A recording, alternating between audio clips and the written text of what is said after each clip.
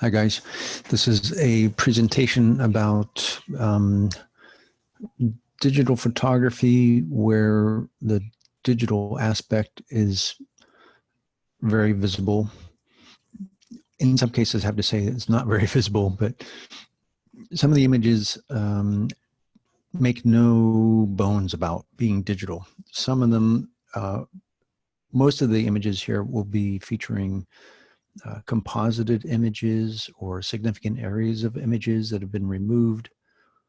Some of the earlier images will almost look like straight photographs, but they've been manipulated too. So, all right.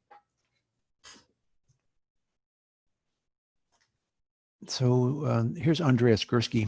Andreas Gursky is a German photographer who is based in Dusseldorf, Germany. And Dusseldorf has been like a surprising center of artistic production going back to the 60s, if not before that. It's where some major performance artists, some bands like Kraftwerk, and major photographers, Bernd and Hilla Becher, were used to teach in Dusseldorf, and they spawned kind of a generation of photographers who have consequently been called the Dusseldorf School. They don't all work in the same manner, but they do emanate from Dusseldorf. So Gursky is there, and Gursky is well known for making very large prints that are kind of gorgeous to look at. They're large prints mounted on Plex, so you're looking through plexiglass as you look at the image, and that kind of heightens their spectacular quality. The images are big, like this one is 11 feet wide by close to 7 feet tall, very large. And it's a photograph of a 99-cent store, and it's been enhanced. Let's say some cloning going on here to kind of exaggerate the sense of a large 99-cent store. So this is the case where it looks like a straightforward photograph, but he does do some digital manipulation here and there. Right, a large apartment building, Montparnasse. Right. Again, this is 13 feet, just over 13 feet wide. So it's hard to get a sense of what that is like, seeing an image that large. I've seen these pieces exhibited in New York and elsewhere, and they're pretty impressive. Now, they get some criticism because to make a print like this, it's extremely expensive. The print itself is thousands of dollars, then the mounting involved is thousands of dollars, and then you have to concern yourself with crates and all that stuff. And so just the basics of making the image, the overhead costs are quite high, and the images sell for a lot of money too. So sorry to bring in the economics of it all, but it is true. Here's Thomas Ruff. He's also part of that Dusseldorf school. And, for at least, since the early 2000s, maybe the 90s, there's been a big drive to make cameras with higher and higher resolution, higher and higher megapixel counts, and for printers to get higher and higher resolution. And, that's been the central drive for a lot of photographers. And Thomas Ruff said, well, I don't really care about that. I'm going to grab these images off the web, and they're low res, and I'm going to print them way bigger than their native size would say. So an image that might be, like 400 pixels tall now becomes 8 feet tall. And you can see the pixelation that is happening here, right? And this, like I said, it contradicted what everybody thought we were supposed to be doing. Get more and more detail, more and more subtlety and color, and on and on. Right? So tragic image. And then, in this case, it's commenting on how the media plays out in society, how information spreads and what we ultimately see. And the fact is that we're consuming most of our information probably through screens these days. Okay, this is another photographer who's based in Istanbul, and he does these urban landscape photographs. They're not composited, but they are digital and they're manipulated so that you get this kind of warping going on in the landscape. I met him at a conference in Istanbul, and that's the only reason I know of his work. But I thought it was really pretty cool. And his website gives a nice thorough explanation of what his interests are. I won't read it here, but I like to show it because oftentimes people think that artists just spit out images and don't base those images on time spent in reflection and consideration and research and writing out ideas. And so he's got that all captured here in his website. But here's what his images look like. Right? They're really fascinating, a lot of color. They have, like I said, this kind of time warp thing happening in there because he's manipulating it. I don't exactly know what he's doing to manipulate it. If it's just some kind of transformation move that he's using. I don't know if he's doing any compositing here and just intentionally allowing the weird overlaps to exist. And that's part of the fascination with the images, I guess, especially from a photographer's point of view. If you don't know exactly how he accomplished the image, there's something more to contemplate aside from, in this case, like, oh, color and lighting effects. And it's nice aspect ratio too. Okay, jumping to Cindy Sherman. Cindy Sherman, who I often show a lot of, I don't think I have for this semester, but she got famous in the early 80s with a body of work called Untitled Film Stills. And they featured her, they're self-portraits, but her as personae coming from, like, derived from movies and TV shows. Right? And they're called Untitled Film Stills because originally, at least, they were 8 by 10 inch black and white prints, which was a common practice for documenting film production, to have a photographer documenting the production itself and then making prints. Right? And they're used for just archiving the production process, but also for continuity purposes and things like that. Well, that's her early work there. And jumping into more recent work. So about 10 years ago, a little bit more than that, she started working with doing the same kind of process, choosing different subject matter. She has a really interesting career. It's worth digging out her work and seeing how it evolved over time. This latest work, or at least in the late, around 2007, around this period of time, features women who were coming from, like, upper Manhattan, kind of high class, socialites who, hang out with the rich and famous. And so here she is multiple times over again, composited into one little tableau.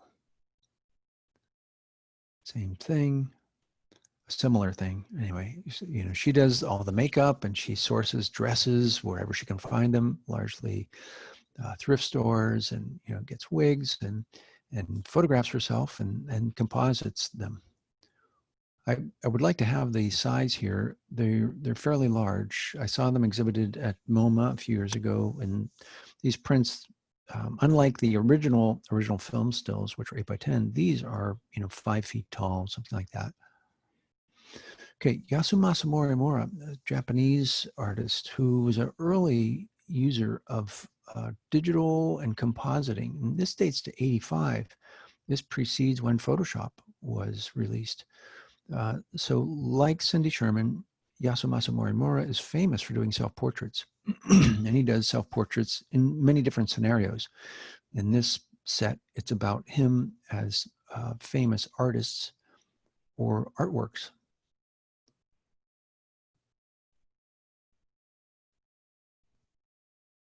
Oh, it's a bit of a pixelated image. But that's a photograph of him 2 times. He is the figure reclining, and he's also the servant in the background. Right. Often his work comments on gender and gender fluidity and In this case, this ties back to a painting done by Edouard Manet in the I think late 50s, maybe the 1860s, called the Odalisque. And it features this woman who is reclining. It's a common theme through art history, but in this case, it stirred up a lot of controversy because the figure was looking directly at the viewer, and the figure is wearing certain items that tell us that she was a prostitute. The choker around the neck, for instance. So at the time, reading those kinds of accessories on the body made a big difference. In our time, it's commenting on gender, and the odalisque is conventionally, traditionally female. In this case, it's male. Another one by Morimura.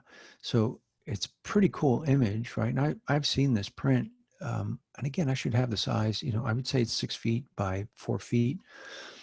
It's a large print, and it was made at a time when printing resolution was not very high, and not many people were doing compositing. There are some, like, believability issues with this, in the sense like, oh, the figure would be casting more shadows on those steps and that kind of thing. But it's really pretty impressive in lots of ways, just all of the multiple versions of him, and the nice symmetrical arrangement of the image, and just all the multiple compositing being done here at a time when hardly anybody was doing that. Mariko Mori is a Japanese artist who does performance work and photography and video. And these are some images where she's composited herself into these landscapes. I was going to say urban landscapes, but there are others that are not urban. She dresses up like a manga character. And so she looks like some kind of goddess of manga in these images.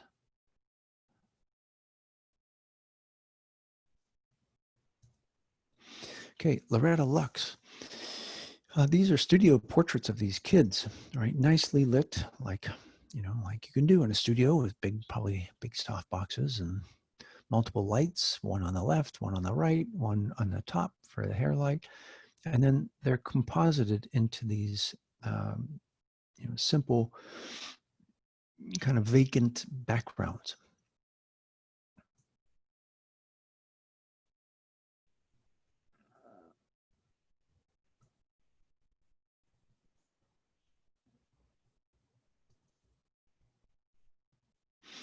And the kids, they look like they're too young to be thinking such, deep thoughts, existential thoughts. What's the meaning of life? That they seem to be asking us that. Sheila Pre-Bright is using compositing here, compositing images of Barbie dolls with portions of real faces. Talking about, beauty ideals and how we try to live up to them, and what expectations are for us, especially women.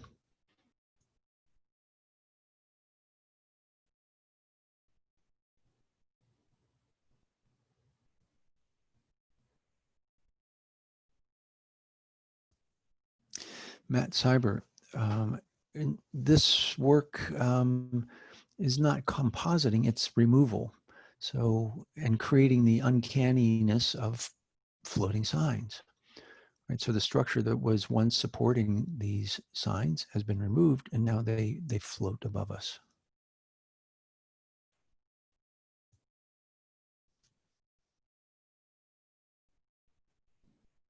So this can be done with masking, can be done with, you can try it with what's called content-aware fill.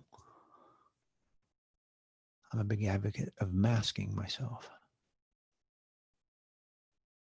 Ultimately, if I mask out the structure that's supporting the sign, it needs to be replaced with content like blue sky in order for it to be believable. Maria Freiberg, right? Relatively, it seems like a simple thing, right? It's a simple theme. Compositing a sky against these cars. Cars I guess, are photographed underneath either lifts or they're under, you know, sometimes automotive shops have these wells that the mechanic can climb down into. I don't really know how she captured the underside of the car, but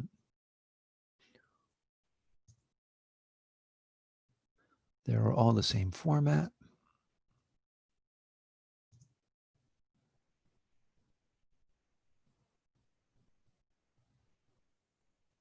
They're kind of remnants of our petroleum age, right? Excuse me. Here's a Russian artist, Sergei Larenkov, who uses compositing to talk about history and the history of a city, the history of its occupants. You know, imagine being old enough to have lived through World War II or even a previous age and carry memories around with you. Uh, so I don't know about you, but I have certain smells that trigger memories, certain maybe lighting conditions or buildings. So when I see something, maybe even in New York, I could be transported to Rhode Island or someplace I experienced as a kid.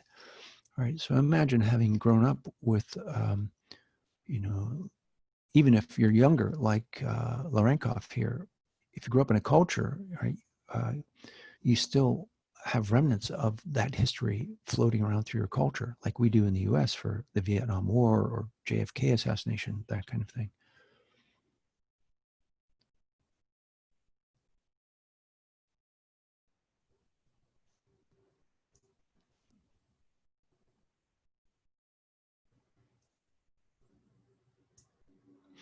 Similar approach, similar theme by Joe Hedwig Tuvis. Right? Only, oh, he has the Nazi, what, special forces, whatever they're called, up there in the SS, the Nazi SS, combining vintage Amsterdam with contemporary Amsterdam.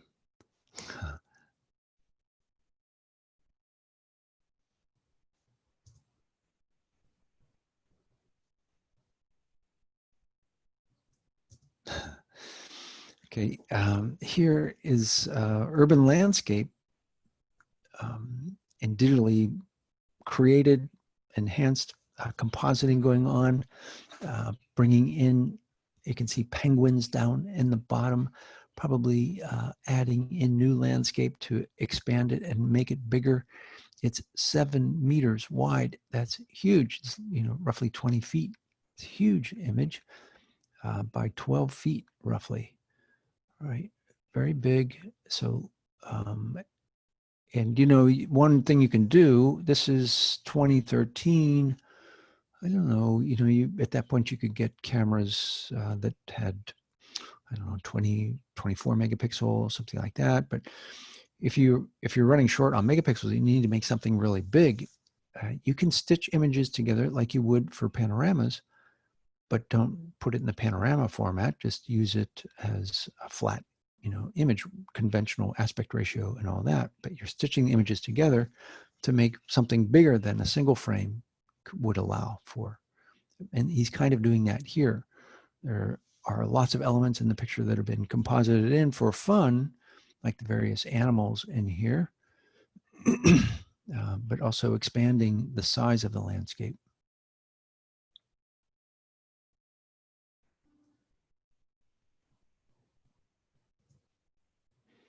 Making a library extraordinarily large.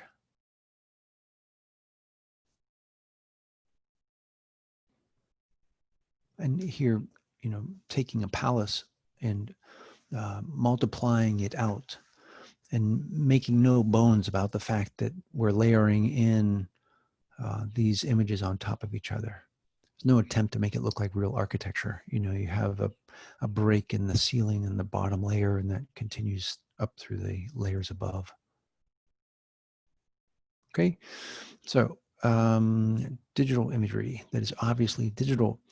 Most of it's composited or, you know, messing with removing parts of pictures.